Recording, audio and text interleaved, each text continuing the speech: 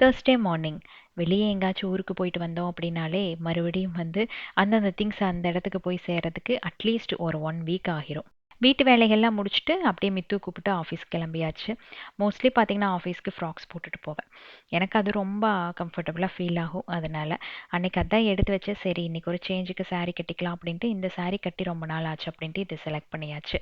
எல்லாருமே சொல்லியிருந்தீங்க வெயிட் போட்டுட்டீங்க அக்கா அப்படின்ட்டு. எனக்குமே அப்படிதான் தோணுச்சு. லைட்டாக பூசினாப்புல வந்த மாதிரி தான் இருக்குது. ஏன்னா ப்ளவுஸ் எல்லாமே கரெக்டாக இருக்குது. பட் ஊரில் எல்லாரும் வந்து ரொம்ப இழைச்சி போயிட்டா அப்படி இப்படின்னு சொன்னாங்க. அது எதுக்கு சொன்னாங்கன்னு தெரியல. பட் அன்னைக்கு காலையில் கூட எங்கள் அத்தை ஒருத்தர் கால் பண்ணி சொன்னாங்க உடம்ப பாரு ரொம்ப வீக்காக இருக்க அப்படின்ட்டு. எனக்கு எனர்ஜெட்டிக்காக இருக்கிற மாதிரி தான் தெரியுது. அவ்வளோதான், ஆஃபீஸ்க்கு கிளம்பி போயாச்சு. இன்னைக்கு நம்மளோட ஹெச்என்எல் பேஜில் பலாசோ செட்ஸ் எல்லாமே ரீஸ்டாக் பண்ணியாச்சு. நிறைய கலர்ஸில் இருக்குது, M2 XXXL வரைக்குமே. பியோர் காட்டன் சம்மருக்கு சூப்பராக இருக்கும். நிறைய பேர் கேட்டுட்டு இருந்தீங்க. வெப்சைட் இல்லைன்னா வாட்ஸ்அப்பில் ஆர்டர் பிளேஸ் பண்ணிக்கோங்க.